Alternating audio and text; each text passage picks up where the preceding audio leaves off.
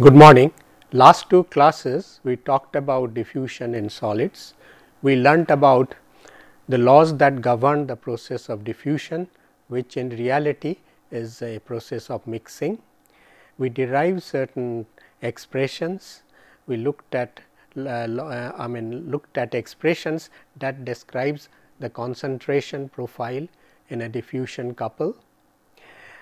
We also looked at in detail about the possible mechanisms, and what we find that vacancy plays an important role, and it is generally believed that most of the diffusion is aided by vacancy.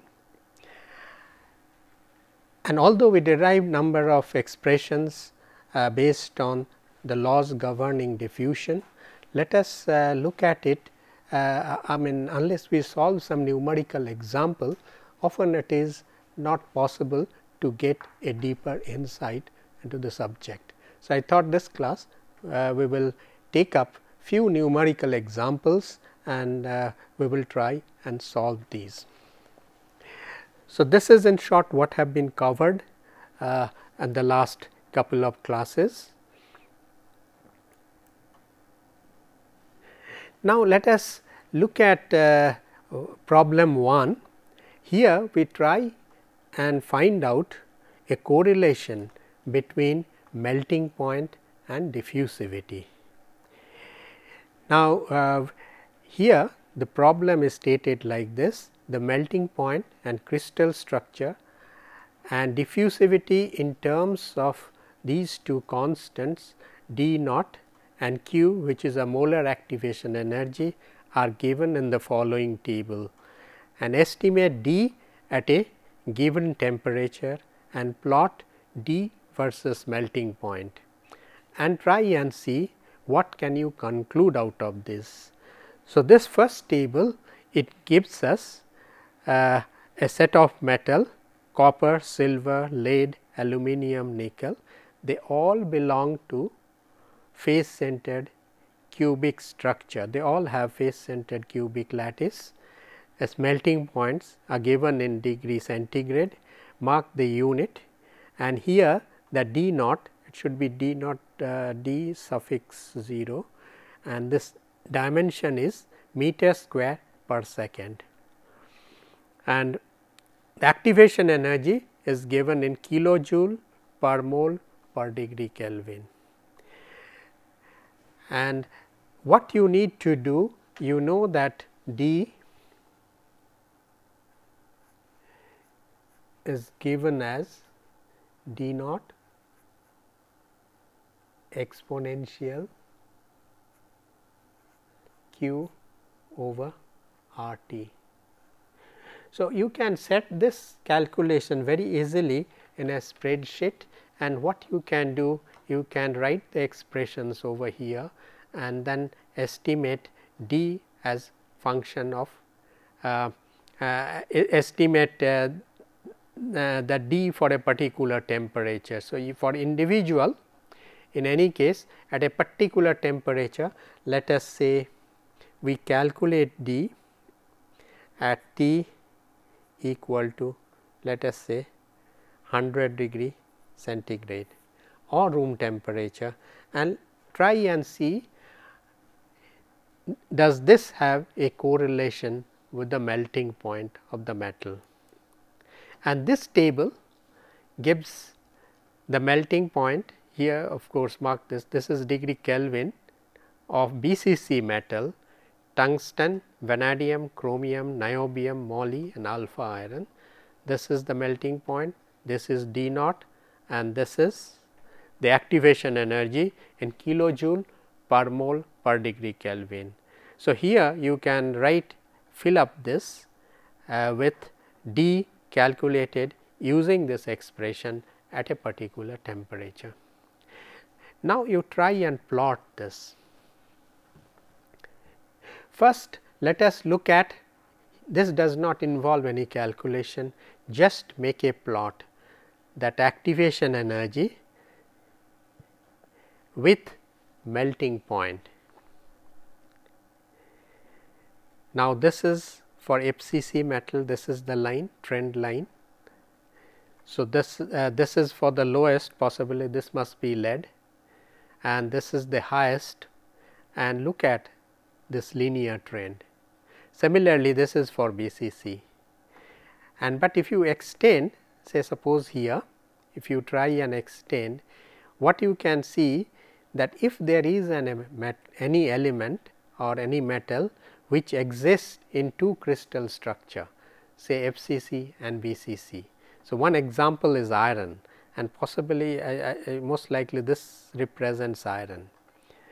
So, iron exists at high temperature as a face centered cubic structure. So, if you extend it, you get a diffusivity, self diffusion coefficient of iron in FCC lattice, which will be somewhere here. If you can extend, and maybe this you can try and estimate this and verify.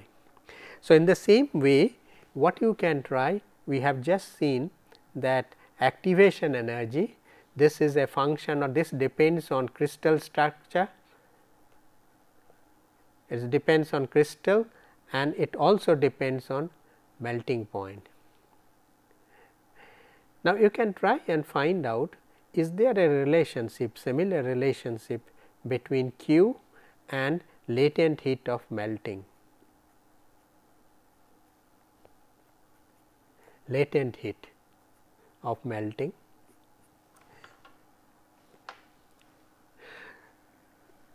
Next, if you calculate diffusivity at say fixed temperature, possibly I think 100 degrees centigrade, and look at this plot, the diffusivity and melting point. So, that means if the melting point is higher at a given temperature, its diffusivity is lower. So, look at this. So, if for a metal melting point is low like lead here, its diffusivity at a fixed temperature, say room temperature or 100 degrees centigrade. So, here you see this has the highest diffusivity, and this also is a function of the crystal structure. So, look at BCC. So, that means diffusivity in BCC, you can say if the same metal exists in two different crystal structure, you will find the diffusivity, self diffusion coefficient in BCC is higher than that in FCC. This is primarily because there is more open space in a body centered cubic lattice. So, these are the two conclusions which are quite important, and this often helps you to determine the diffusivity, to know about diffusivity of metals where the data are not available. Now, let us look at another problem. This is a problem on Kirkendall effect, and we have seen that if you make a take a diffusion couple and then you put a marker,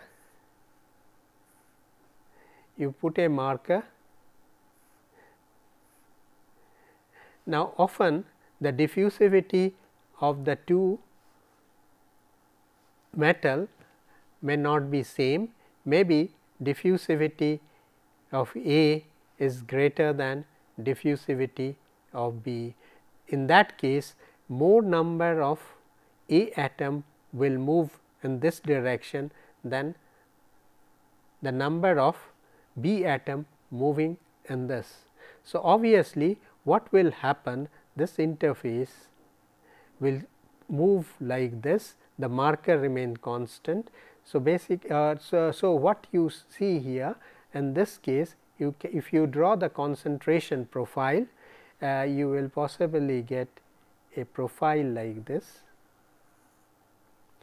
and you say let us say that this is the Matano interface. Matano interface is the one where this area and this area, they are equal, and the marker position is this. So, there will be a gap between this Matano interface and the marker. And here is an experiment which was say suppose an hypothetical experiment has been conducted with the two metal A and B, and here is a marker placed over here. Now, in this diffusion experiment, it has been found that the marker between the two metal moves through a distance of 0.0144 centimeter in 200 hours with respect to Matano interface. So, here this is the Matano interface, this is the concentration profile, this area and this area, the two are equal, and this is the position of the marker. So, now this is this distance in 200 hour is of this magnitude. Now, if interdiffusion coefficient for atom fraction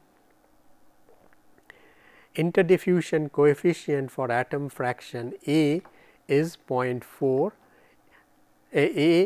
at A equal to 0.4, that is atom fraction A equal at a particular point, say this is the concentration line, say atom fraction 0.4 somewhere here, let us say. So, at this point, that interdiffusion coefficient is given as 10 to the power minus 7 centimeter square per second, and slope at this point is 2 per centimeter. Then estimate the intrinsic diffusivity of A and B. Let us see how do you solve this problem. Look at this what is given. So, this is let us try and calculate what is the velocity with which that marker moves with respect to the Matano interface. In fact, the markers are stationary, it is actually the Matano interface which is moving. So, if you calculate this velocity delta x over delta t. So, delta x is this is the time in hour. If you want to most of the cases we calculate velocity, try to calculate in centimeter per second. So, you convert this hour to second, then it comes out to be 2 into 10 to the power minus 8 centimeter per second. Now, we know that interdiffusion coefficient is equal to the mole fraction. So, mark this difference, the mole fraction B times the intrinsic diffusivity of A dA plus N A times intrinsic diffusivity B. So, this is one expression and this is given. And now, the velocity of the marker is actually, we have derived this expression, is given as the difference between the density dA minus dB times this concentration gradient. So, del Na del x. Now, this magnitude is given, the estimate of this slope of this plot, this is the concentration, this is the distance, slope of this concentration profile at mole atom fraction 0.4 is given. So, therefore, you substitute it here. So, what do you get? You get this dA, this is 2, it is given, and this is equal to this. So, therefore, what you have dA minus dB equal to 10 to the power minus 8. Now, look at it over here, you have one equation here, and also Na and Nb, if you add them together, these are atom fraction and it is a binary system, this is equal to 1. So, therefore, you have 3 equation, 3 unknown. So, you can solve it easily, and I leave it up to you to do this to derive or to actually estimate the numerical values for dA and dB.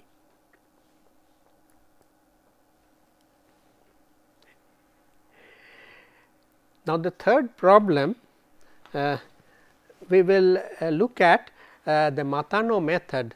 Say Matano method is very commonly used to find out diffusivity in alloys, and we have seen during the lecture that diffusivity is actually a function of concentration. Say diffusivity, it's a function of the concentration. Say in a binary alloy. So, this is not this is not a constant. This is not constant. It is a function of the composition. So, that is why this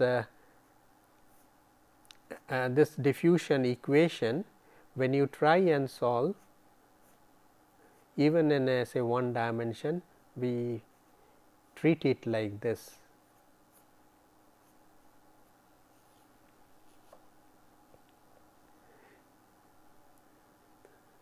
So, this is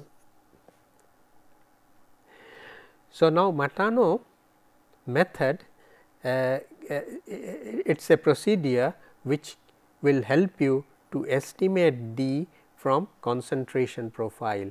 So, if you look at the concentration profile, so if you assume D to be constant, this to be constant if you assume, then you will find that these profiles, they are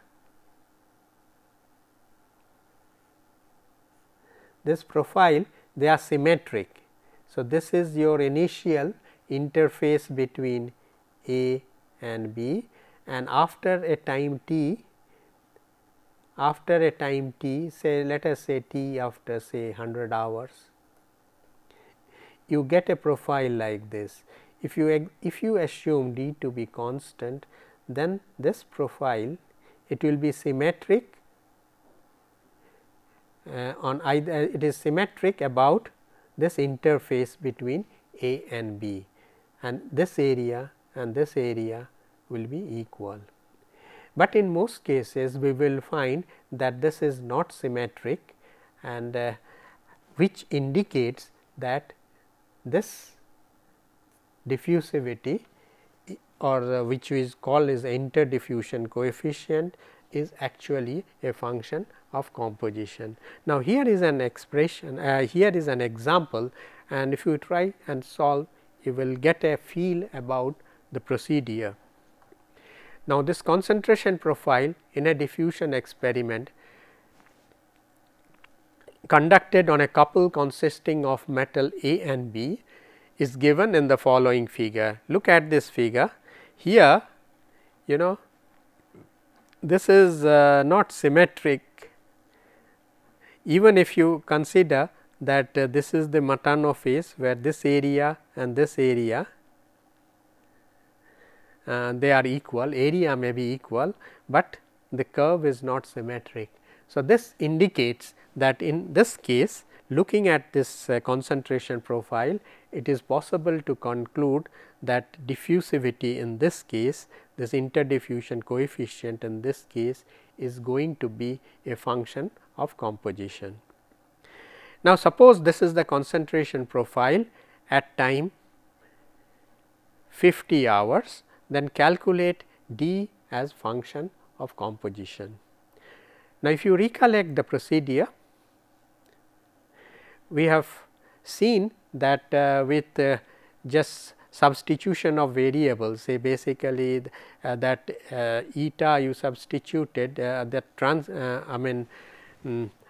the variable that we transformed is is eta, which is x over root 2. If you do this conversion, then this partial differential equation gets converted into an ordinary differential equation, and it can be and its solution, it is possible to arrive at its solution, and which is listed here. Look at this, this is integral x dc, x is the distance and c is the dc, c is the concentration. Now, here in this concentration profile curve is here, this axis, y axis is the concentration, this axis is the distance. Now, to find out, to locate that Martano interface, what you need to look at this concentration profile and select a place where you find that this area and this area is constant. That means, you try and find out this area. Now, here look at this, x has positive, this side x is negative, this side x is positive. When you calculate this area, this portion will come out to be negative and this area will come out to be positive. Add the two, you will get, it will be 0. So, that means, this integral equal to 0 describes this line. Now, to find out the diffusivity, what you have to do? You have to again find out this area 0 to C. Say suppose this concentration is at this point, that means 0.4 or 40%. Say suppose this is that 0.4 line or 40% line here. So, you have to find out this area. Now, area can be found out easily using Simpson rule or graphical technique, and it can very easily be done in a spreadsheet if you enter this concentration as a function of distance. And once you find out this area and look at the and this slope, then you have to find out slope at this point. So, draw a line over here, and this also, if you have the tabulated data, it is very easy to find out slope at any point. Now, once you find out the slope at this concentration C, here you find out the slope, this is known, slope at concentration C, the T is known. So, this part is known. So, therefore, the interdiffusion coefficient can be estimated. And this solution can very easily done in a spreadsheet, and which is shown here in a spreadsheet. If you enter say suppose this is the concentration profile, this is the Martano interface. Now, take a small element here. So, let us say that this is a concentration, say C 1 here, C 2 here, and this difference is very small. So, in that case you can approximate the area of this by multiplying this distance delta C with the average value of the distance. So, distance also you say this is x 1, this is x 2, say suppose average of this 2 is x 1 plus x 2 by 2. So, this is the midpoint.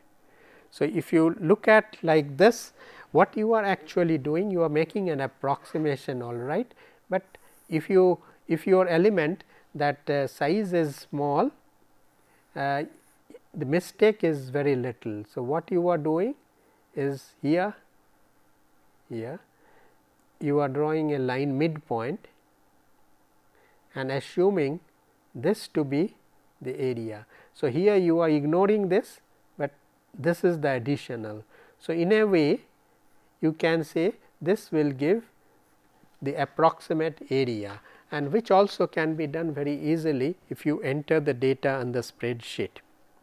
Now, look at the spreadsheet, you enter the data composition, percentage composition, this is the delta C change in composition. So, I mean the composition has been estimated at equal interval, it seems. Say it is every element, this composition changes by the same percent, 6%. Then you can find out average of this distance, which is listed here, and then you can find out the area, and look at here you have found out area almost up to this point, and you can add that area. This is the area of the small element, say somewhere here, next one will be the next element. So, this is how you can set up your spreadsheet, and you can sum all this and you get this area. Now, same thing you do for that entire concentration profile, and here you see if you add up to this, it is 5 point, area is 5.81, and you add this part here, it is this. So, more or less you can see that the location of that Matano interface is correct. The area, this is plus almost of same magnitude, it is negative. So, net area is 0. So, therefore, that means the Matano interface location is all right, and now you can try and find out the slope of the plot. So, you just divide delta C, we have found out delta C, similarly you can find out delta x as well, and the ratio of the two, it gives you the slope of the plot, and then you can get and when you calculate this area, you have to calculate, ignore that negative sign. So, because the total area gives you that amount of mass transport. So, mod area, modulus of that area which is listed here, then you can sum the area, and summation has to be from the concentration 0. So, if you go back, summation has to be from this negative end, area from here up to this, then this area plus this area plus this. So, that way you have to estimate all along the distance, and which has been done, and you can and after having done this, then you can calculate diffusivity, and diffusivity is calculated using that expression.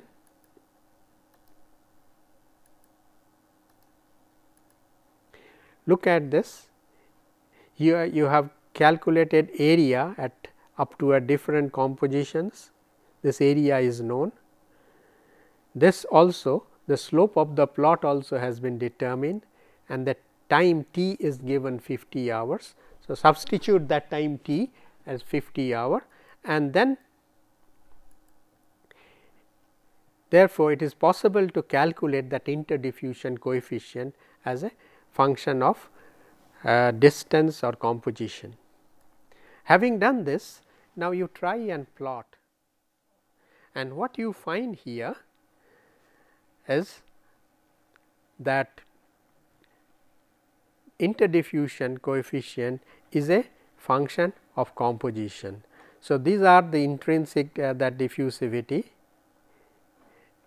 Similarly, here also there will be an intrinsic diffusivity point somewhere here, but in between this interdiffusion coefficient, initially it goes down, then again it goes up.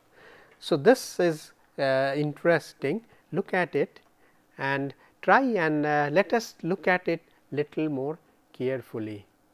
Now, when we derive that interdiffusion coefficient, the darkened expression equation, you will recall that the interdiffusion coefficient was derived at Nb times diffusivity of A plus Na times diffusivity of B. Now, here if we know that Na plus Nb equal to 1. So, if you substitute this, what is the type of variation do you expect? So, in this case, say suppose diffusivity, intrinsic diffusivity dA is over here, this is the other one. If you follow this, then the interdiffusion coefficient should be given by this line, and which is very evident from look at this expression. So, this is the interdiffusion coefficient for this Nb. So, this is d minus dB. So, which clearly comes out here dB times 1. See, and this is this dB, you take it out, it goes that side. So, it it comes out to be d minus dB. d minus dB is this, and this portion is dA minus dB. So, therefore, what it shows that this point, this line should be linear, but what we actually get over here is something like this. And why do we get it? This is because when we derive this expression, we make some implicit assumption, and that assumption was that system that the two A and B, metal A and B form ideal solid solution. That means, A and B, that system, binary system, is an ideal solid solution.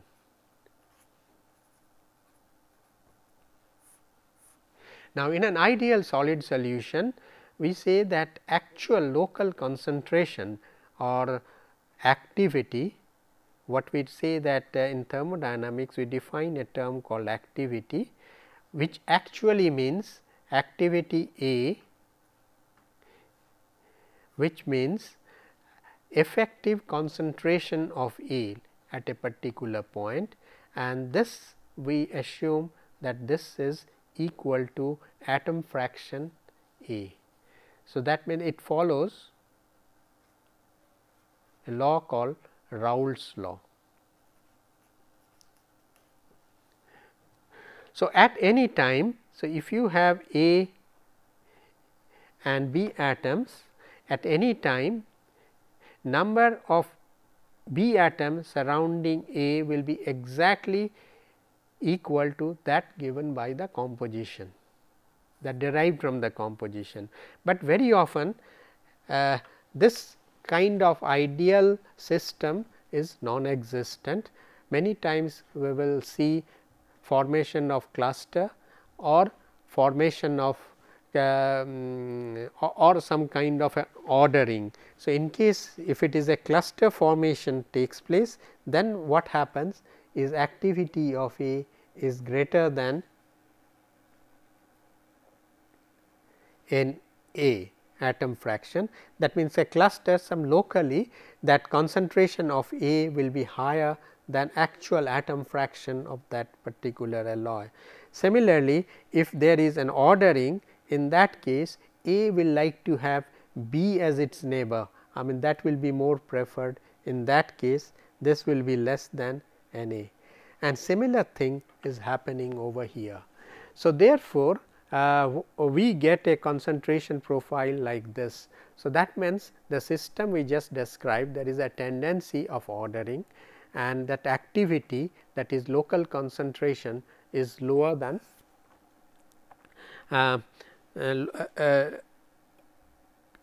what it should have been. Local concentration of A is lower than what should have been. So, therefore, what we need is another correction factor, which we call a thermodynamic correction factor, and this is defined over here as an activity coefficient. And this in thermodynamics, this has been worked out in detail, and maybe you can refer to course book on thermodynamics for this derivation. Now, we have during the lecture we have talked about the actual process of diffusion as one of random walk. Now, let us see is it possible to simulate the movement of atoms. Say I will solve a case for 1D, and if it is possible to solve it 1D, the method is given and you can take it and extend it to 2D and 3D, because 2D and 3D it will be little more computer intensive. So, I am giving say one particular case which is solved over here, and here we are trying to simulate a 1D diffusion as a random walk process. Say suppose initially an atom is here and one step, suppose what happens on the next time step, it can either move say one step forward or one step backward, and this is defined decided randomly, and this goes on with time. Say after some time, say suppose after one time step, if it comes to occupy here, next again it has to be a random choice. So, it can move here or here. If it comes back, then it remains in its original position, and this process continues, and this can be easily simulated in a computer, and most of this and even in a spreadsheet. Normal spreadsheet provides a random number generator, and here is an example which has been solved using electronic spreadsheet, and these instructions which are given here.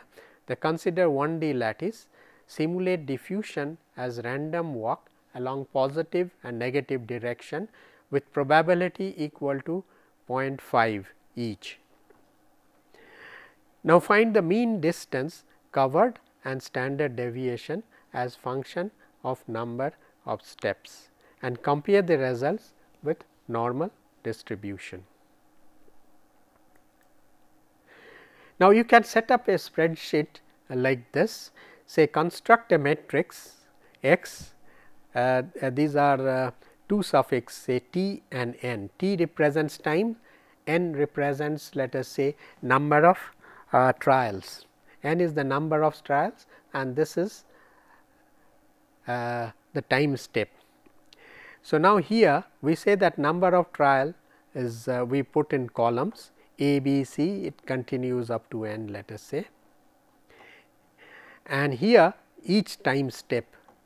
So, we can number each of these column as 1, 2 up to n, and this is your initial position. Every trial, so this is the first trial, this is second trial, third trial, nth trial. Every trial initial position is the 0, that is center, and then it goes on changing.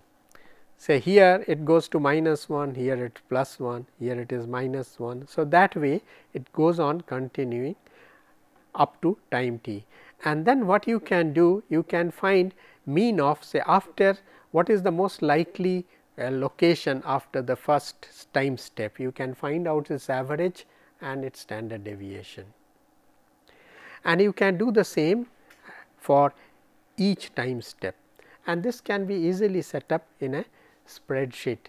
Say, suppose Excel has a function as a random number generator, which is RAND, is a random number. It is a pseudo random number, it may not be exactly perfect, but still in many cases it simulates quite well. So, and now before using, you set this calculation mode to manual, because every time you enter a data in Excel, it recalculates every cell, and then use the F9 key to recalculate. After you have entered the data, use this. So, this is the first initial setup you have to do. Then put a set row 0 in row 2, and this represents that initial set. Then update all cells down below this 2 using this expression. This expressions can be entered and copied. So, this is will be A2 plus you give a conditional statement that if random number is greater than 0.5, the random number generator generates random number between 0 and 1. So, if you say that if it is greater than 0.5, that means the probability is half basically.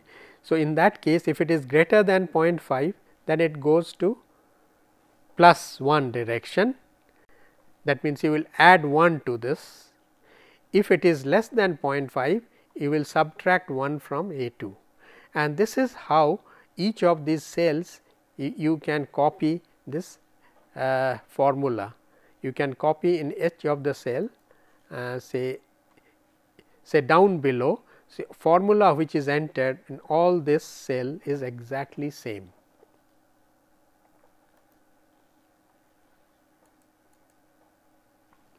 Now, use it. Excel also provides average and standard deviation as a standard function. So, you can fill up the column for mean and standard deviation, and now you can generate do that solve and generate, look at some of these plots, that standard deviation. You will find that standard deviation it is rather insensitive. Number of trials whatever you do, it always follows a definite curve, whereas the distance covered may not. You can go on and say like previous one here, and this is a parabola, and if you plot standard deviation square, you get a straight line, and look at the slope is constant. The slope is constant. Next, its mean position, it keeps on fluctuating here. So, and in fact, this is not same. You repeat the trial number of times, maybe this plot after say 1000 step, say here it is located over here. Next time you do, you will the plot will not be exactly same, but does not matter. What is more important is this particular plot, and why?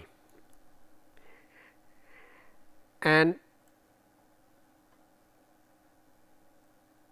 the reason lies in the nature of the distribution that you get. Now, Excel also provides some standard functions called which you can array functions, and which you can use to calculate the frequency distribution.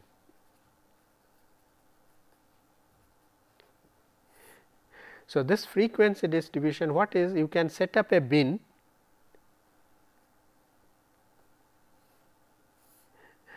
So, bin means say let us say that position is the bin where it is.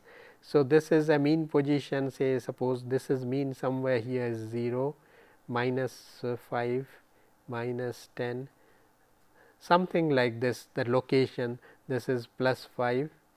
You can set up a bin, and then you here you enter this frequency function over here. Frequency function, it will ask for the bin, you define the bin, you define array, you define bin, define array, and there is a logical variable. If you want to determine the frequency, whether it is cumulative or probability, that the distribution function, you can put either a 0 or 1. So, I do not remember exactly which one, but when you enter this, you have to mark that whole area, paste this function, and what you have to enter, when you enter, just do not press just the enter key, then entire array will not be entered. You put control, shift, alt, you press 3 and then enter. Then entire array is entered, and this is what has been done here, and that entire data has been divided into different class intervals, and this is the frequency distribution. The blue one what you see is the simulated, and now you can easily calculate the mean and plot that normal distribution. So, it shows that this trial, this distribution function is very close to the normal distribution function, and in a normal distribution function, that one important factor is the standard deviation sigma, and this standard deviation we have found that this standard deviation is actually is proportional to, in this particular case, root over t.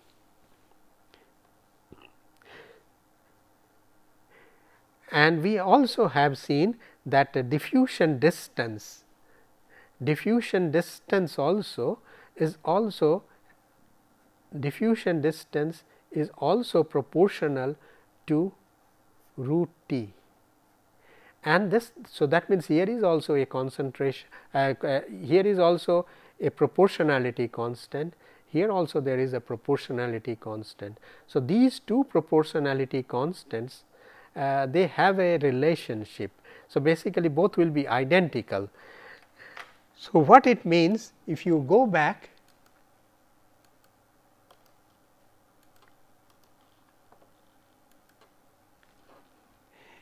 this slope is actually give you a measure of diffusivity. So, with this I hope you had now a fairly good idea about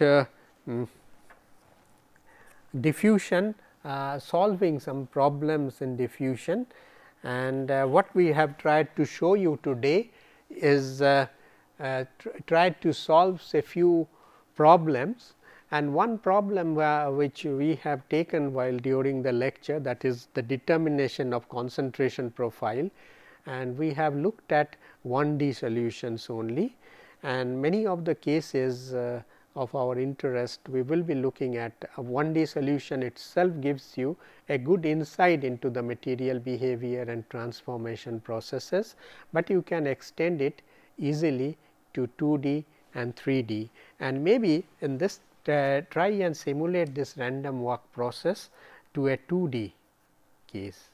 Now, in a 2D what you need to do, in 1D we have seen that a point is here, it can go this one step this side or one step this side only. So, the probability is half, probability of moving this direction is half, or probability of going to this position is half. Now, if you extend it in 2D, so 2D what you have a grid. So, you have a point here. Now, this point it can move here, it can go here, it can go here, it can go here.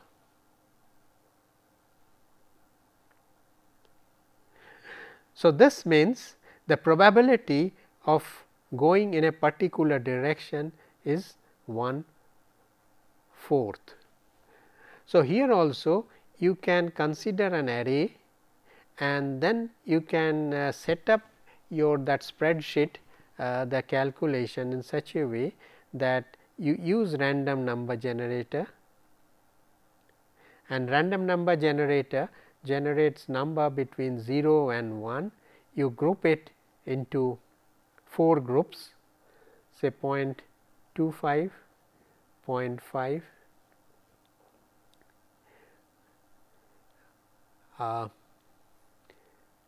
0.75 and 1, and you can set up this. I leave it to you to set it up. So, if it is say suppose 0.5, it goes from here to here. If it is if it is between this and this, then it goes here. If it is between 0.5 to 0.75, it goes there, and if it is 1, it goes here. So, what it changes, say every point, in this particular case one cell could define every point, and in this case you have to set up x and y, both coordinates x and y. So, you will have different combination of x and y. 0 0 is your start. So, next is it could be 1 0, it could be 0 1, minus 1 0, 0, minus 1. So, you have these 4 options, and this can be repeated, and this is how you have to update, keep updating these two fields together. So, and I will leave it up to you to tune this spreadsheet and simulate 2D, and if you are satisfied with this, you can extend this to 3D as well. Now, in 3D this probability of transition, there will be 6 position. If you assume a simple cubic lattice, visualize simple cubic lattice, in that case there are 3 axes and on each side 1 point. So, this probability will be 1/6, and in that case you will have another coordinate x, y and z.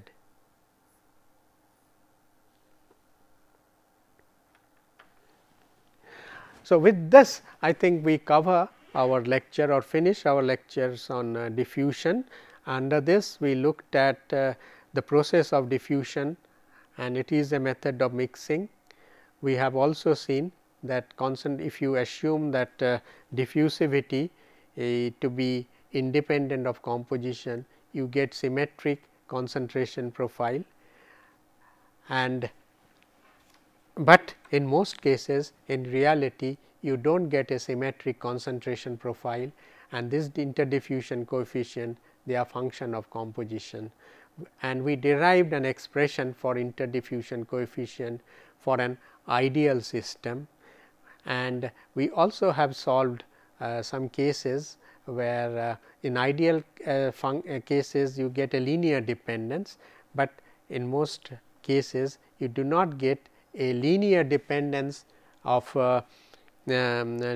concentration dependence of diffusivity.